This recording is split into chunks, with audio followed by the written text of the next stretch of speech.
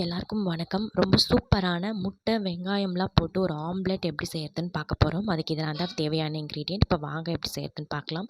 இப்போ ஒரு கப்பில் கொஞ்சமாக தண்ணி, உப்பு சேர்த்து நல்லா கலந்து எடுத்துக்கோங்க. இப்போ ஒரு பாத்திரத்தில் 3 முட்டை சேர்த்து அந்த கலந்து வச்ச உப்பு தண்ணியும் இது கூட சேர்த்து நல்லா இந்த மாதிரி பீட் பண்ணி எடுத்துக்கோங்க.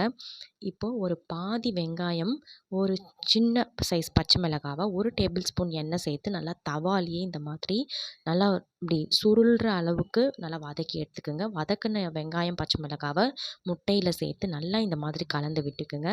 இப்போது தவா நல்லா ஹீட் ஆனதும் தோசைக்கு எப்படி நம்ம பரப்புவோமோ அதே மாதிரி இந்த மாதிரி முட்டையை பரப்பி எடுத்துக்கோங்க. இப்போ இதில் 1 டேபிள் ஸ்பூன் எண்ணெய் சேர்த்துக்குங்க. சேர்த்து ஒரு பிஞ்ச் மிளகுத்தூள் போட்டு நல்லா வேக விடுங்க.